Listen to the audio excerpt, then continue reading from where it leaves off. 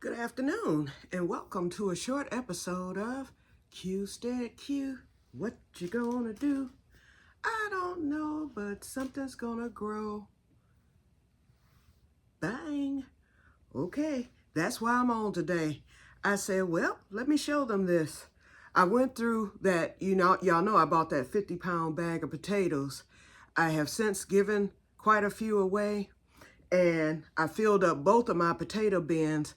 So the bag itself is maybe a third or a fourth of a way from empty. So it's easy to just, reach in there and pull up potatoes and whatnot. So I went to the bottom on today, and it was only 4. The rest of them were fine.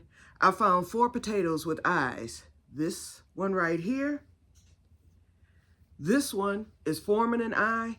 And when I bought that 50-pound bag, I only paid $15 for it because they were what they consider irregulars. Some of the potatoes are double potatoes. All you need to do is just cut it in half and then cook it right away. I was going to cook this on today, but I was like, nope, I'm putting this bad boy in the ground. So that will be on tomorrow. If I cut it, I don't think it's going to scab over quick enough. So I'm going to just leave it the way it is and just plant it like this. Hey, we'll see what happens. And then 2 of my red potatoes sprouted. So I have 2 and 2. So these aren't Kennebec. What did he tell me these are called? Wait a minute, it's going to come to me. Norlands, Norlands. Or was it these that are Norlands? I can't remember. But I know these are not Kennebecs. I think he said they're Norlands, but I'm confused.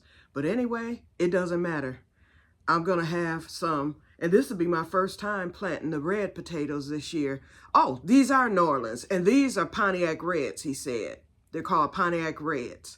Okay, so we'll see what I get from these 2 Pontiac Reds. And if there's some in the spring, I'll put some more in the ground. And then I have the Norlands these 2 are sprouted. They had just begun sprouting. So I'm going to go on and throw these. I'm trying to decide, do I want to put them in with the other potatoes in the ground, or do I want to, because y'all know I had that one big potato that I put in that second table that's falling apart. But there's nothing else in that table. So since all I have in there is that one potato, I can easily get the rest of these in that same table. The table's not going to cave in or anything because I have a thing under it to keep it from doing it. It's just that the table has, it's gone, basically. So what I'm going to do next year is I'm going to purchase some wood. I'm going to get all the soil out of the tables one at a time. I'm going to put a piece of plywood over the table because the base of the table, the legs and the body of the table, that's perfect. It's the inside of the table, which had plywood, so I could replace it. But I'm not going to go through all that. If I'm going to take all that soil out, I would rather just go on and I'm going to just retire the tables all together because the same thing will happen again. And I'm going to lay the plywood on top of the table. And then that's what I'm going to use for my containers next year. I can just set the containers on top of there. A squirrel could get to them, but I can always cover, the containers up with tulle until later. But the groundhogs, or whatever animal comes through next year, because we know there will be something coming through there, and they won't be able to get to it. Only a squirrel can, and I can control that easily. Okay, so anyway, I'm thinking of just sticking these in the table, and then I can always lift, I can always move for that and the onions, I can always move the plywood and the crates out of the way if I haven't harvested before I actually plan out my actual garden for next year. So I think these will probably be ready around May or June, so it all depends. We'll see. I'll do a check and of course, see if it's time to harvest the potatoes and the onions. Usually the onions are ready quite early. I'm not exactly sure because I've never planted onions before. But anyway, we shall see. But I can always move the crates out of the way, and I can move the piece of plywood from there and get to my plants that are coming up. And hopefully I can get these plants harvested before all that, because I don't want to block the plants from the sun either, you know, at the most crucial time. But I think I'll be okay. I'll get it figured out. Y'all can best believe that I will. Because if I have to put the crates on the picnic table until I get my harvest, you know, then I'll do that too. And then I can always move everything later, because I have the picnic table and I also have that table, that regular table too. So, and then there's the greenhouse. The greenhouse isn't going to be blazing yet, so I can still leave things in the greenhouse until I get this. You know, the greenhouse really didn't start blazing for me until July of last year. And the shade cloth, it was up, but it was blazing like shortly before the shade cloth. No, it was after the shade cloth. All I know is that I didn't have to move the plants out of there until like August, so I'll be okay leaving them in there just a little bit longer. And then I can always open up the greenhouse. I can always turn on the fan, all those things that I did not do this year because of my health. So I cut lots of corners. So these are getting planted. Just know I'm taking these out on Tuesday, and I'm going to get these planted. And I will be writing it in my garden journal because these are going in 2 weeks after the other ones went in. The one that I put in that middle table and the ones that I put out in the garden bed. They went out 2 weeks ago. So I will log that as an experiment to see if these come out smaller than those because those went in 2 weeks ago, or if they come out the same. You know, I just don't know. And I think I'm going to throw a little muriate of potash in the table since I'm putting these extra potatoes in there. And we'll go from there. Okay, so that's why I came on, to let y'all know more potatoes are going in the ground on, and tomorrow is the, let's see, what's the day, the 23rd? Tomorrow is the 24th, so they're going in on actually the 25th. I might need to do them tomorrow because the 25th, I'm going to be gone all the day. So basically, my daylight hours are going to be done. I might have just a few minutes of daylight left when I get home on Tuesday. So, no, I think I'll do these on tomorrow. So, I'm not going to film doing it, but I will be back on Tuesday because I'm not going big for Thanksgiving this year. I'll be home. I'm not doing anything major. I'm just cooking like a regular dinner. You know, I don't do turkey. I don't even like turkey. I think I told y'all that. I'm not even a turkey eater. Never liked turkey. I used to love ham. Quit eating that after some almost killed me years ago. Oh, when I say salmonella, ooh, I have not forgotten that. And that happened back in 1996. Oh, I remember the day, the hour, and the moment that salmonella hit me, okay? So anyway, I haven't touched ham since. I don't even, no, not taking that chance. Oh, believe me, I won't even get into it. If you know, you know, okay?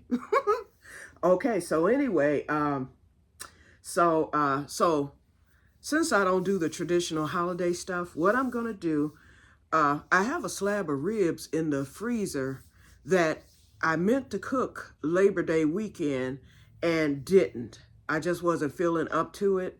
And so I never did finish out my grilling for the year. We did Memorial Day. My sister came over, and so she and my niece actually did the grilling. I bought the ribs, and then she brought over, you know, what she wanted to bring over. And so we did it together. I was really messed up then. I think I had just either right before or right after I got out the hospital. I think it was right after. I'm not sure. But anyway, I couldn't do anything, okay? So then my sister did the cooking. The only thing I think I did was I made some potato salad, and that was it. Okay, then the 4th of July was the family reunion, so no cooking happened then. And so any type of grilling I did after that was basically remember I did the salmon. I did that, and I would do veggie pack steaks, that type of thing, but I never did any more ribs. So I had that one slab because I had found it on sale earlier in the season, and I just had them in the freezer, had it in the freezer. So I still have it, and I don't want it to roll over into next year. So I think I'm going to take that out on tomorrow, get those unthawed, cleaned up, seasoned. And because daylight is fleeting now, I will cook them in the oven actually on Tuesday. I'll put them in the oven, cook them, because I do the 3-2-1 method. Usually on the grill, on the smoker, I'll smoke 3, then I'll wrap them, smoke another 3 with them wrapped, you know, to tenderize them and stuff. And then that last hour, the 1, you put the sauce on, and then you unwrap them, and you let the sauce, you know, tenderize them and all that for the last hour. So what I'm going to do, it'll still be that method, but it's going to be 6 hours in the oven or 5 in the oven. Just, you know, I'll make sure they're done. Then I'm going to actually cut the ribs up before I put them on the smoker. I'll cut them. I'll put them in foil to wrap them up after the 5 hours. And then I'm a sauce them then. And then I will just wrap them, put them on the smoker. I want them to go at least an hour and a half to 2 hours on the smoker. I'll, you know, to tenderize them, I'll put the sauce on, and then I'm going to open up the wrap for the last hour so that they can get smoked with the hickory. Or I might, you know what, I can always wrap them in the oven too. That's an idea. I can go on and do that and tenderize them during that 5th hour in the oven. And then when I bring them outside, I can, you know, get them cut before I take them out, and then put the sauce on and just leave them unwrapped and just let them cook on the smoker for an hour. And I want to have them out to the smoker by 12 o'clock on Wednesday. So that's 5 hours I have, because I'm also going to, y'all know I got that 7 bags of oxtail. So I think I'm going to go into one of the bags and pull the 2 largest ones and perhaps a medium-sized one out of one of, because each bag has, I forget how many oxtails I put in the bag. Might have been 7, I think, because y'all saw when I told y'all initially, either 6 or 7. I'm not going to do a whole bag. Don't need that. I'm just going to do 2 large ones out of one bag, and then a medium one. And then I'll have 3 more left in that bag, and I'll just bring that to the kitchen freezer. And then that way, if I do any oxtails again, I know to hit that bag and just do those oxtails. And they'll probably be done on the grill again later this winter. So I'm going to boil them, you know, and cook them the regular way. And they will be done. So that's going to be done on Tuesday on top of the stove. And then all the fixings, you know, the juice won't go into the tinfoil, but the onions, the peppers, all the stuff I'm going to add to the oxtails, I'll just scoop it up, put it in the tinfoil. And of course, you know, it's going to be some juice in there anyway, because when I scoop them up. And then I'm going to, I think I'm going to sauce them and then throw them on the grill and let them smoke as well. I did that back in the summer, and Sherry and I had one, and boy, I tell you, ooh, that thing was good. It was delicious. So I'm going to do that again. And you know, winter smoke is so much better than summer smoke because the air is fresher. You know, you have, the leaves are gone, so there's no blocking of the air. So that smoker really runs, you know, in the wintertime, unless it's a real windy day. But I expect my smoker to run, get up to temperature, and before I know it, it's going to be time to slurp, okay? I just hope I don't get into it on Wednesday. I might try a rib or something on Wednesday to see how they taste. But everything else will be for Thursday, of course, Friday, Saturday, and Sunday, okay? But it's not going to be, you know, well, a slab of ribs. Yeah, that's going to last a few days. Then what else is on the menu? I think I might do some potato salad because I got all these potatoes. So I may do that. I think that will go. But I kind of want some coleslaw because, you know, I have some shredded up cabbage too. So I might do some coleslaw instead. I don't know. It'll be one or the other. And then I'm going to do a veggie pack. you know, I got all the veggies from, you know, the summer and stuff. So I'll be doing a veggie pack. I'll throw some peppers in there and, you know, garlic, onions. I may throw some green beans. Well, not may, I will throw some green beans in the veggie pack. I actually bought some corn. I have not eaten corn since my surgery, but I bought some corn that was actually chopped up real thin. In fact, let me go get it. I'll show it to you. And I'm going to try it. And y'all pray my strength because I'm eating some today. Hold on, I'll be right back. Okay, I'm back. Here's the corn that I found. I've never seen corn. You know, I've seen corn chopped up in the, you know, in the big sizes where they take the whole ear and they might do like 3 or 4 cuts to that ear and that's it. And you have what they call niblets. I don't know what these are. Let me put on the magoos to find out. What did they call this? Corn in the husk. That's what they called it. So it's not really even in the husk. I mean, it's hair on it, you know, the silk. But of course, you know, when I eat some today, what I'm gonna do, I'm gonna just take like 3 pieces because I'm baking some chicken wings, and I did the barbecue sauce with them because I needed to use the rest of my batch of barbecue sauce because I'm making my year-long batch on Tuesday, and that's what I'm going to be coming on for, to show y'all how I make my shut your mouth barbecue sauce, okay? So, and it's no big recipe. It's nothing that's gonna, you know, that you all need to follow or anything, because you might not like it, because I like my stuff sweet. But I'm just gonna show you how I make mine and just share it. So it'll be out there. So if somebody wants to try it, they can. So I make a year-long batch. I put it in that big giant mason jar and it lasts a year. And I usually have some left over from it, and I usually give Sherry some, because she actually likes it. She uses it. So every time I give her some, and when I go over there, when she's barbecuing, it's gone. So that lets me know she likes it, you know, because if she don't like it, she's not touching it, okay? But she likes it. Okay. But anyway, so yeah, I'm going to do like 3 or 4 little pieces. I'm going to boil them real good. And I think I'll be okay as long as I chew it real well.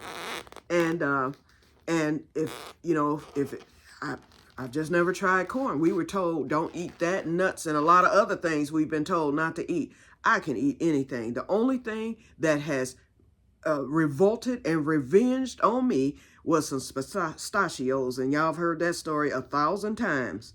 So I do not eat pistachios, but any other nut I can eat, and that's the main thing. They tell us the main thing is nuts. They say don't even chance it. I can eat them. I just chew it real well. That's what you have to do. You can't just sit there and swallow the thing whole. You know, you chew it or you crush it first. So that brings you to how I'm going to eat this corn. It will be cut. After I boil it, I'm going to cut it and I'm going to crush it. I don't have to eat the whole kernel. You know, I can crush it. I have the food processor. I'm not going to do all that and make that mess. But I think I'll be able to do this if I chew it well. Y'all find out, won't you?